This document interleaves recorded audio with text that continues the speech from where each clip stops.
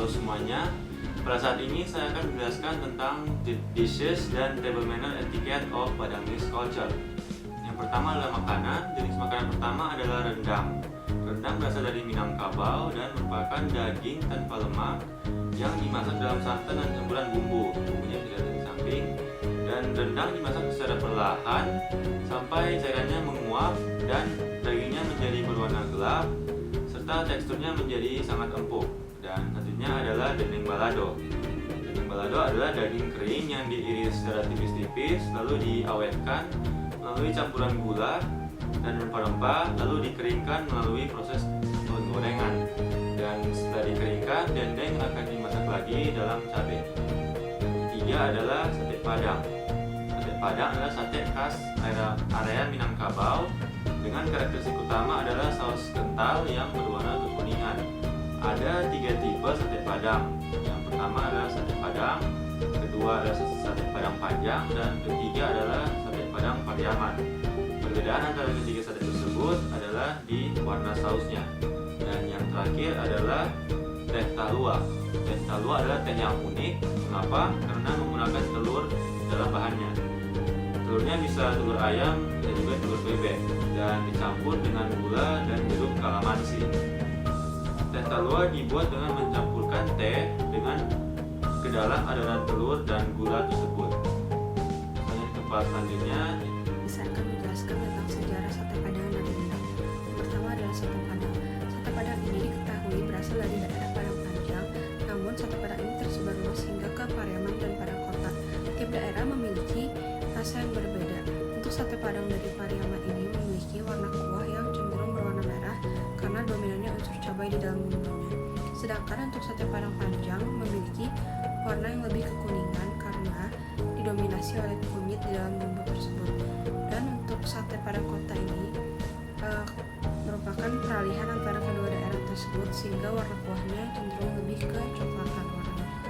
Selanjutnya untuk rendang. Rendang ini telah menjadi masakan tradisi yang dihidangkan dalam berbagai acara adat dan juga hidangan keseharian di Minang.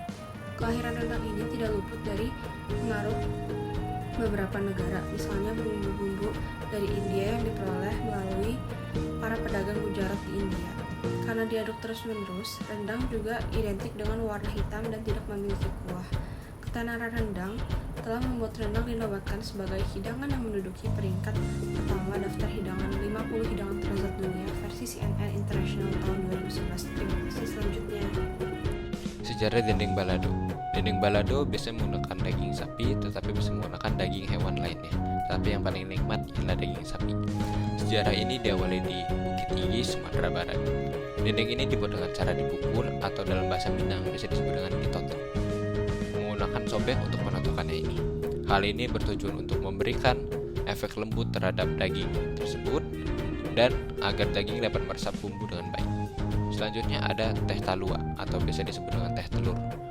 Pada zaman dahulu, teh talua ini diminum hanya oleh para bangsawan dan pada saat ini kita sudah bisa menikmatinya. Kebanyakan orang-orang menikmati teh talua di kedai bersama teman-teman dan dengan mahota. Mahota biasa dikenal dengan berbincang atau bertukar cerita. Mungkin pada saat ini kita mengetahui dengan cara nongkrong bareng. Rasanya akan lebih nikmat kebanyakan orang berbicara seperti itu jika kita menyeruput teh talua ini bersama dengan mahota dibandingkan tidak ada mahota. Selanjutnya, Penyajian. Piring-piring biasa disajikan menggunakan sistem buffet mini, di mana para pelanggan dapat mengambil makanan mereka sendiri sesuai dengan selera mereka masing-masing. Dan juga para pelanggan dapat memilih lebih banyak jenis hidangan makanan dibandingkan dengan sistem à la carte. Karena tidak semua pelanggan dapat melihat dengan jelas apa yang didisplay melalui sistem à la carte. Biaya yang dikenakan untuk sistem buffet mini ini juga biasa lebih tinggi dibandingkan dengan sistem à la carte. Buffet mini ini juga biasa dilayani oleh para pelayan dengan membawa 52 piring di tangan kirinya, sementara tangan kanan mereka gunakan untuk menyajikan makanan tersebut pada para pelanggan.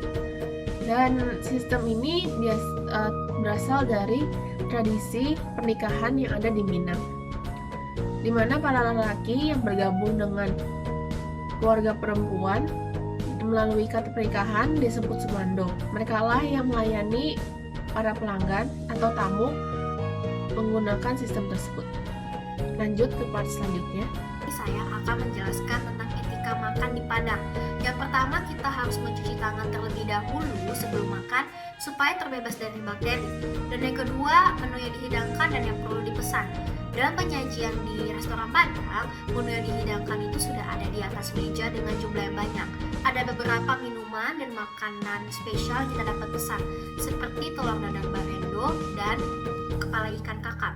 Yang ketiga, kita dapat memilih nasi bungkus atau nasi rames.